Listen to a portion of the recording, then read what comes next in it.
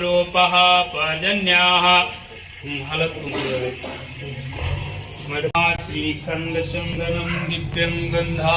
इंसान अपने धर्म पर आंखें मूंद कर विश्वास करता है क्योंकि उसे लगता है कि यही उसके भगवान का आदेश है। लेकिन कुछ लोग भगवान के नाम पर इंसानों को हमेशा ठगते आए हैं। वे लोग दूसरों के विश्वास का फायदा उठाकर अपनी जिंदगी ऐशो आराम से जीते हैं। तो किशोरी उसे रंग लगाने से मना कर देती है। वो कहती है कि सबसे पहले मैं जे कृष्ण लला को रंग लगाऊंगी और उसके बाद ही पूरे शहर के लोग होली खेलेंगे। फिर करसन उसे बहुत समझाता है कि ऐसा से बड़ा होता है और फिर वो वहाँ से चली जाती है। तभी जे भगवान को रंग लगाते हैं और उसके बाद होली का त्योहार शुरू किया जाता है और सभी लड़कियों में से सबसे पहले किशोरी को रंग लगाते हैं। उसके बाद जे किशोरी को अपनी चरण सेवा के लिए हवेली में आमंत्रित करते हैं। ये देख भाबू और घर के सभी लोग बहुत खुश होते हैं क्योंकि जे ने सभी को छोड़कर चरण सेवा का मौका सिर्फ किशोरी को ही दिया था। उसके बाद किशोरी चरण सेवा के लिए हवेली में जाती है। उस समय करसन सभी जगह पर किशोरी को ढूंढ रहा था। तभी किशोरी की छोटी बहन करसन को बताती है कि किशोरी को चरण सेवा के लिए चुना गया है। अब करसन को पता नहीं था कि ये चरण सेवा क्या होती है, इसलिए वो सीधा हवेली जाता है। फिर हवेली पहुंचकर करसन को पता चलता है कि अगर आम लोगों को चरण सेवा देखनी है तो उन्हें बदले में बहुत सारे पैसे देने पड़ेंगे और फिर वे कमरे के बाहर खड़े होकर खिड़कियों से देख सकते हैं। फिर करसन भी खिड़की के पास जाता है और किशोरी को देखता है, लेकिन उसने जो दृश्य देखा उसे देखकर करसन के पैरों तले जमीन खिसक जाती है। उस समय किशोरी महाराज जे के साथ संभोग कर रही थी और इसे ही कहते हैं चरण सेवा। ये देखकर करसन क्रोधित होकर किशोरी का नाम चिल्लाता है। फिर करसन बाहर से पहरेदार को धक्का देकर कमरे के अंदर चला जाता है। करसन को कमरे के अंदर घुसा देखकर खिड़की से चरण सेवा देख रहे लोग चिल्लाने लगते हैं कि करसन ने भगवान के काम में बाधा डाली है, उसे पाप लगेगा। लेकिन करसन उन सभी को चिल्लाकर कहता है कि वे सभी अभी यहाँ से चले जाएं। बताती है कि ये चरण सेवा है। उसके बाद वो करसन से कहती है कि तुम यहाँ से चले जाओ, मैं थोड़ी देर में घर आऊंगी। फिर करसन गुस्से में आकर वहाँ से चला जाता है। घर जाकर करसन करसन से मिलने आती है। फिर किशोरी करसन से माफी मांगती है और उसको समझाती है कि ये प्रथा बरसों से चली आ रही है। एक न एक दिन सभी स्त्रियां चरण सेवा के लिए जाती हैं, लेकिन करसन उस पर चिल्लाने लगता है क्योंकि अपने पति को छोड़कर किसी और के साथ ये सब करना प्रथा नहीं पाप है। फिर करसन किशोरी के साथ अपनी सब तो होता ही रहता है। उसके बाद जे किशोरी से कहता है कि आज से वो उसकी खास है और उसकी लाडली है। ये शब्द किशोरी के दिमाग में बस जाते हैं। फिर जे की खास होने की बात सुनकर वो खुश हो जाती है और वहीं पर सो जाती है। जब किशोरी सोकर उठती है तो देखती है जे वहाँ पर नहीं है और आंगन में टहलने लगती है कि चरण पादुका सामने वाले कमरे के बाहर दिखती है। फिर किशोरी कमरे के अंदर जाने ही वाली की खास हो। ये सुनकर तभी किशोरी जब चुपके से दरवाजे के अंदर झांकती है तो उसे पता चलता है कि वो तो उसकी छोटी बहन है जो ना जाने जे ने कितनी लड़कियों के साथ ऐसा किया। जन्म के दाता मात पिता है, आप करम के दाता है, आप मिलाते हैं ईश्वर से, आप ही भाग्य विधाता है, आप ही भाग्य विधाता है, दुखिया मन को रोगी तन को।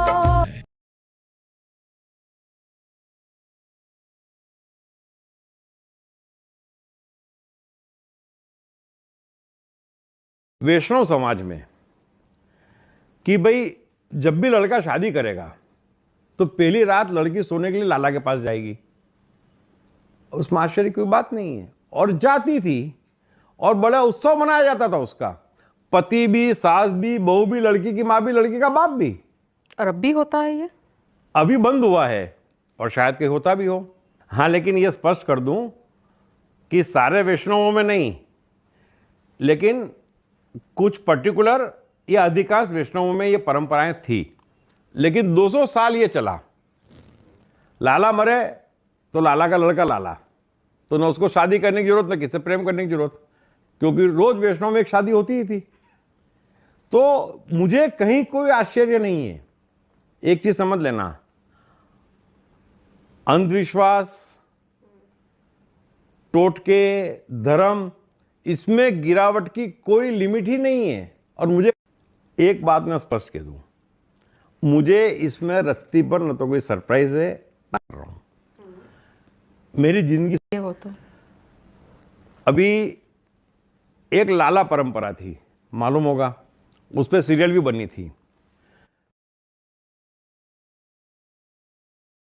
एजुकेटेड थी, बड़े घरानों से तो थी ही, जैसे हम चर्चा कर चुके पहले। तो इतनी समझदार औरतें इस हेतु कैसे अग्री हो सकती है? ये समझदार है, कैसे समझदार हैं ये, मुझे आश्चर्य है। एक चीज बताओ कि आपकी शादी हो रही है, लड़की घर में आ रही है और पूरा परिवार मिलजुल के उसे लाला के पास भेज रहा है सुहागरात करने को। अब वैष्णव लोग तो काफी बड़े लोग हैं, नामी लोग हैं, धनवान लोग हैं, तो आपको लगता है समझदार है, पर समझदार ऐसा करते हैं? अभी तुम है, और लोग जिसको पकड़ता है वो बुद्धिमान नहीं है, वो समझदार नहीं है।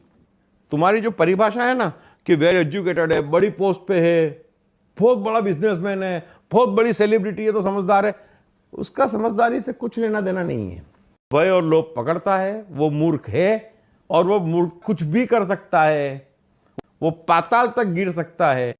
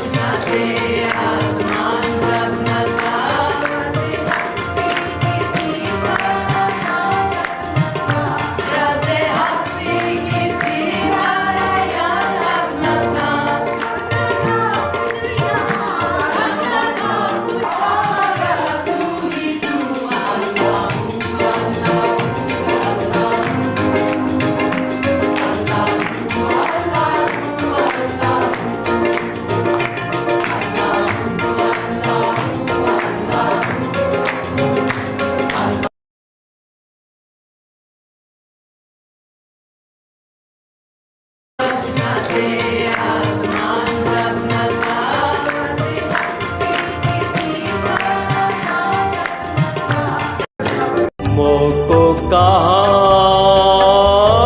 ढूंढे रे बंदे, मैं तो तेरे पास में। मोको कहाँ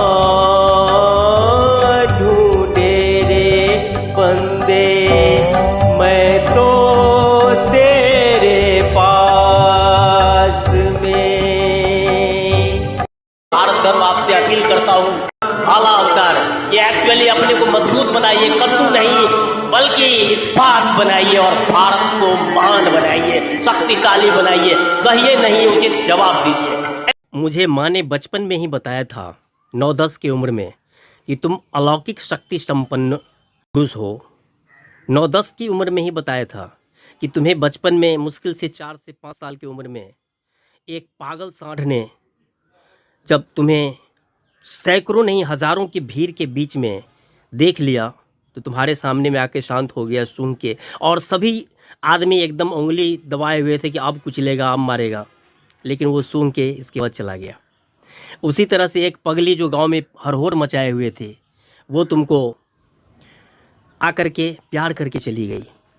तुम अलौकिक शक्ति संपन्न हो, और मुझे बचपन में ही पिताजी ने बताया, यानी माँ ने बताया है कि बहुत दिव्य दृष्टि वाले लोगों ने कहा है कि ये भविष्य में देश और दुनिया मानवता के लिए बहुत बड़ा बड़ा काम करेगा। जिसका उम्र पार करने के बाद अपने की समीक्षा करता हूँ सफ़र की, तो देखता हूँ कि माँ ने जो कहा था वो बात एकदम 100% सही निकला कि तुम महाशक्ति का अवतार हो। क्योंकि मैंने अपने सफ़र में देखा कि जिस दुकान पर लोग ग्राहक नहीं जा रहे हैं वहाँ मैं चला जाता था तो ग्राहक लगातार आने लगते थे। जिस टेम्पो पर बैठ जाता था वो खाली था, लेकिन मेरे बैठने के बाद वो भर जाता था। जिस होटल में खाली था, खाना खाने के लिए चला जाता था, वहीं लोग भीड़ लगा देते थे। जिस बिजनेसमैन का काम नहीं चल रहा है उसके दुकान पर चला जाता था, उसका ग्राहक की संख्या लगातार बढ़ने लगती थी। कुछ लोग तो यहाँ तक बताए अपना अनुभव कि हम मेरा कठिन काम था, लेकिन जब जब मैंने आपको बचपन में चाहे कभी भी सफ़र में निकलते वक्त देख लिया तो मेरा जतरा बन गया और मेरा काम संपन्न हो गया। आप वाकई कुछ अलौकिक प्रतिभा संपन्न हो। ऐसा बाद में मैंने महसूस किया कि मैं देखता हूँ कि कुत्ते का झुंड, यहाँ तक कि पागल कुत्ते का झुंड ये पूँछ हिलाने लगते हैं। कि एक्चुअली जब हम चनपटिया में थे तो चनपटिया में चिड़िया यानी चुरमुन्नी यानी गोरैया हमारे घर में आकर के न सिर्फ खोता बनाया और बच्चे दिए, बल्कि हमारे बेड पर, हमारे मच्छरदानी के ऊपर में आके सोती थी। और सबसे अजीब बात हमने देखा कि जब मेरा वहाँ से ट्रांसफ़र हुआ तो 3 दिन पहले से ही उसे एहसास हो गया था।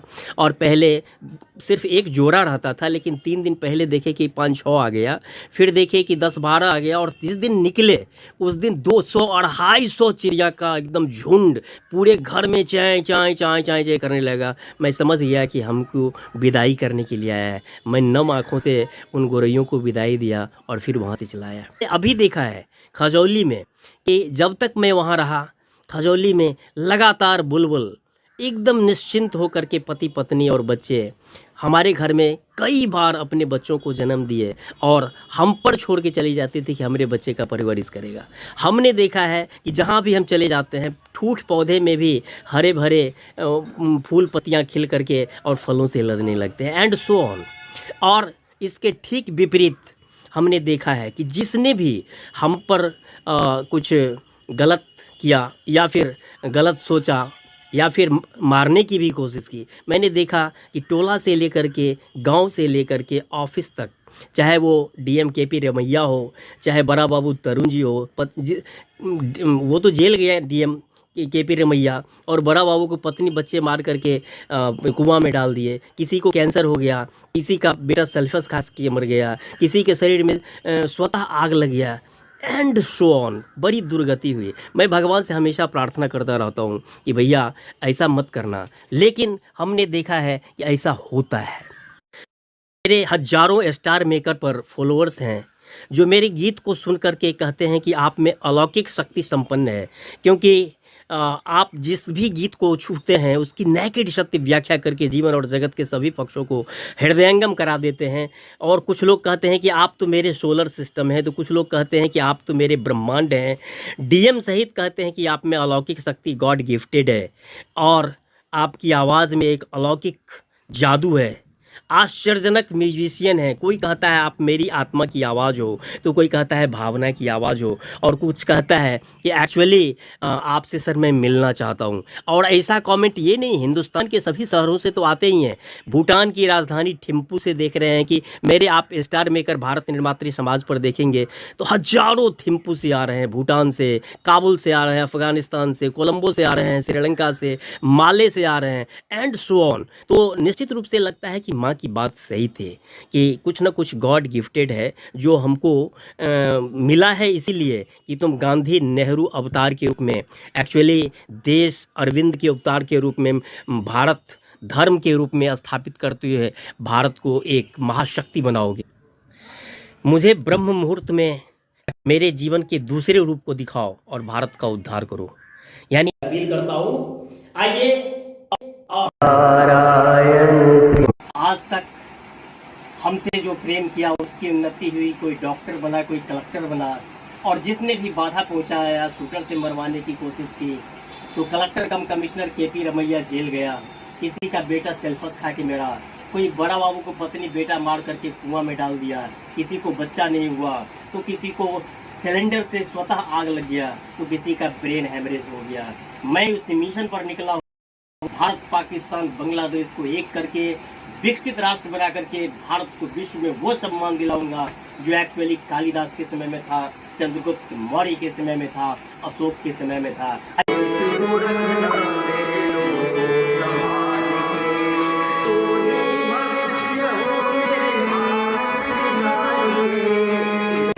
गांधी पटेल सर ने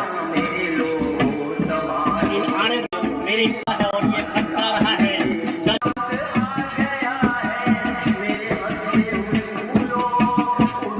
छलांग मार के आकाश को छू लो, अब गारो गगन में तिरंगा उछाल के, इस देश को रखना मेरे लोगों संभालिए। आपका भी उद्धार होगा, मेरे दर्शन करने से आपका उद्धार होगा, मेरी वाचा सुनने से आपका उद्धार होगा। ढूंढे रे बंदे मैं तो तेरे पास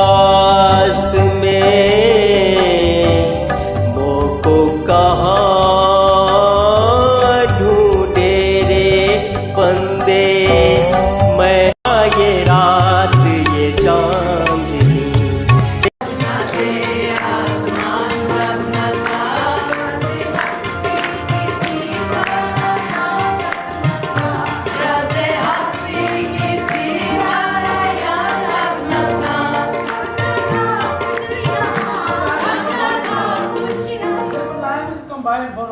को कहाँ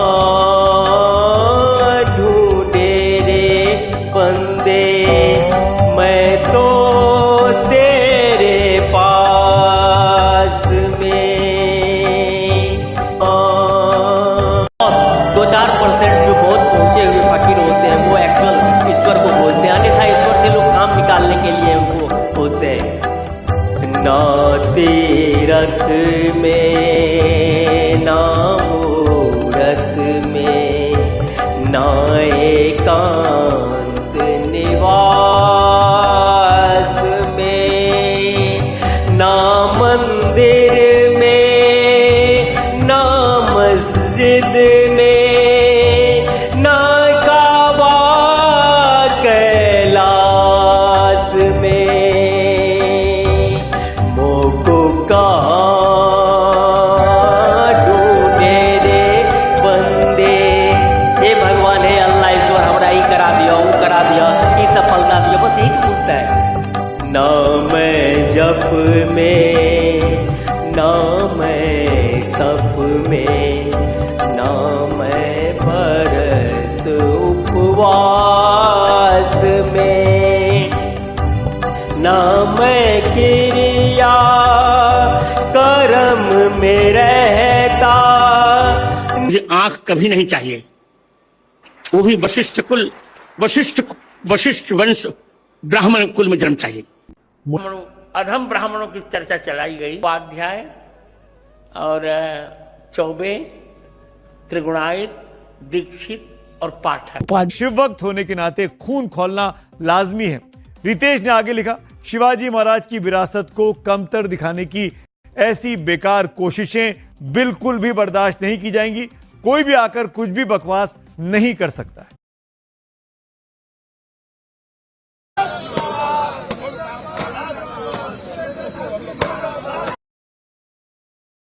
में रहता नहीं जोग संन्यास में।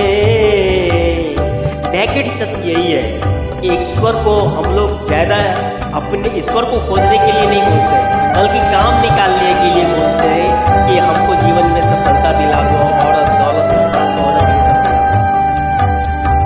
खोजी होए तो तुरंत मिल जाऊं, एक पल की तलाश में। कहने के सत्य सुनो भाई साधो, मैं तू हूँ आस्था श्रद्धा विश्वास में। मोको कहाँ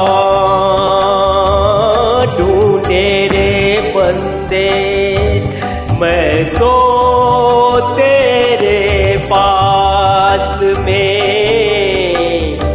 जी हाँ, नेकेड सत्य यही है कि वो अंतर्यामी खुदा गॉड अपने पास एकदम नजदीक अपने आप में है, बस हमारे प्रेम में है। जो एक्चुअली धर्म कहता है कि परहित सरिस धर्म नहीं भाई, भारत धर्म यही कहता है, नेकेड सत्य यही कहता है। नेकेड सत्य, भारत धर्म की जय।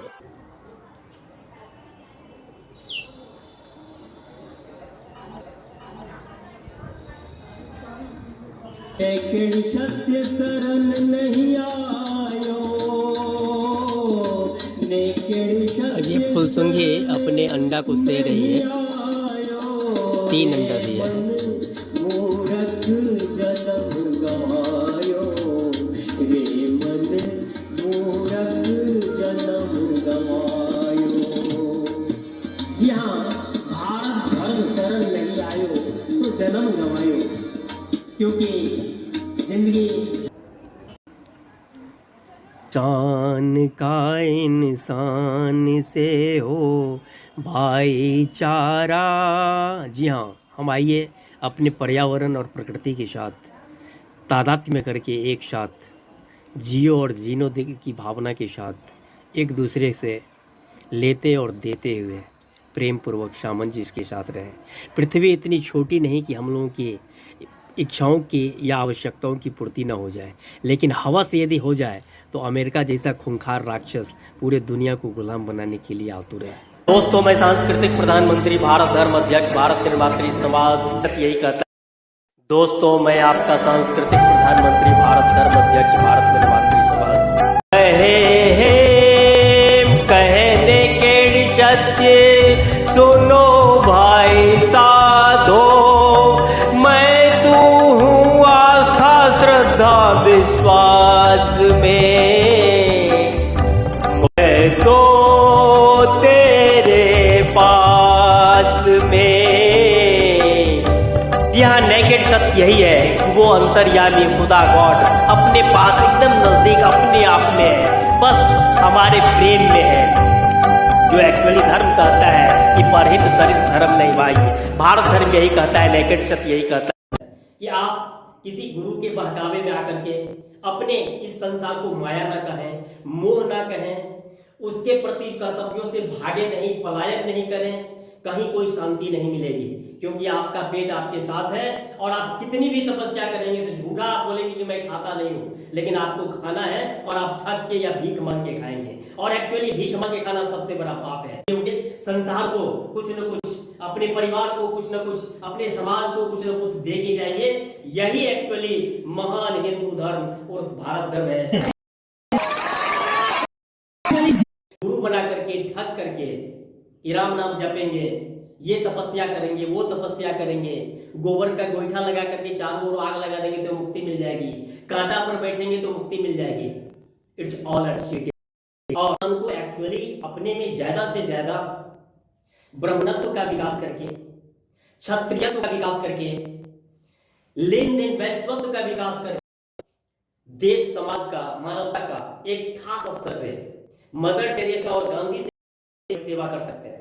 गुरु के बहकावे में आकर के अपने इस संसार को माया ना कहें, मोह ना कहें, उसके प्रति कर्तव्य नहीं, पलायन नहीं करें, कहीं कोई शांति नहीं मिलेगी। आपका पेट आपके साथ है और आप कितनी भी तपस्या करेंगे तो झूठा आप बोलेंगे कि मैं खाता नहीं हूं, लेकिन आपको खाना है और आप ठग के या भीख मांग के खाएंगे, और एक्चुअली भीख मांग के खाना सबसे बड़ा पाप है। क्योंकि संसार को कुछ न कुछ, अपने परिवार को कुछ न कुछ, अपने समाज को कुछ न कुछ दे के जाइए, यही एक्चुअली महान हिंदू धर्म और भारत धर्म है। पंडित पैदा नहीं होता, भुजाओं से कोई क्षत्रिय पैदा नहीं होता, यहाँ से कोई वैश्य पैदा नहीं होता, और पैरों से यहाँ कोई यूट्रस लगा यहाँ से पैदा हो जाएगा। पैदा तो माँ के पेट से ही सब होते हैं। इसलिए जात पात, ऊंच नीच, ये सब झमेला करके कुछ लोगों ने घोटाला कर रखा है। तार्किक रूप से समझोगे तो कोई भेद नहीं। भारतीय जनता पार्टी का को वो इनडायरेक्टली चोर और हत्यारा बता रहे हैं। दरअसल बड़े मुद्रार्थ करे तो मैं तैयार हूं। चारों लिखे हैं, 18 ने लिखे हैं, गीता रामायण है। तुम्हें तो सही थी बस, या क्षत्रियों के बच्चों को मारा। एक भी वेद तुमने लिखा नहीं हुआ कि कोई अल्लाह अकबर, जय बजरंगबली, राधे राधे या अली करके कोई भारत को मेडल ओलंपिक में जीता है क्या? साधना की कोई नहीं जीता है। और आप अपने मुखारबिंद से हम लोग हौसला अफजाई करेंगे सर। बहुत बहुत धन्यवाद दिव्यारो साहब, आप कोई में त्रुटि नहीं करते हैं, काफी अच्छा बोलते हैं। तो मुझे तो लग रहा था कि अगर यहाँ पे संगीत कार्यक्रम के लिए बाहर से टीम भी बुलाने की जरूरत नहीं थी, आपकी आवाज भी है आपकी मधुर। राष्ट्र का भविष्य है, जीतना है, और आईपीएस यही देश का प्रधानमंत्री, राष्ट्रपति भी बनना है, और तुमों को इंसाफ करना है, न्याय करना है। इंसाफ की डगर पे बच्चों दिखाओ चल के, यह देश है तुम्हारा, नेता तुम ही हो कल के। गांधी ने किया, अम्बेडकर ने किया। I am a mixture of Gandhi, Nehru, Tagore, Allah once, and so on patriots. Gandhi का जीना है जो को जीवन देता है।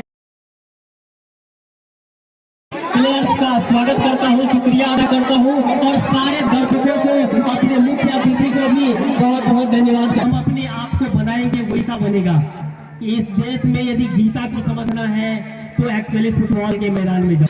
बहुत बहुत धन्यवाद पत्रकार महोदय। निर्मात्री समाज का अध्यक्ष हूँ।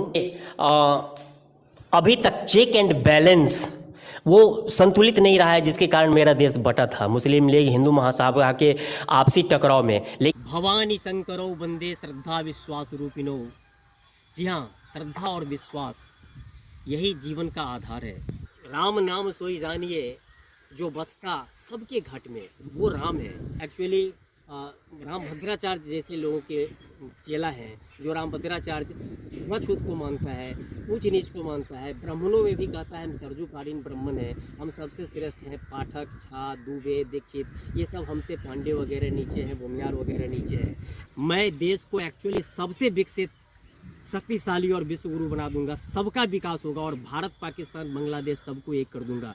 आओ कदम हम मिलजुल बढ़ाएं, अपने वतन को स्वर्ग बनाएं।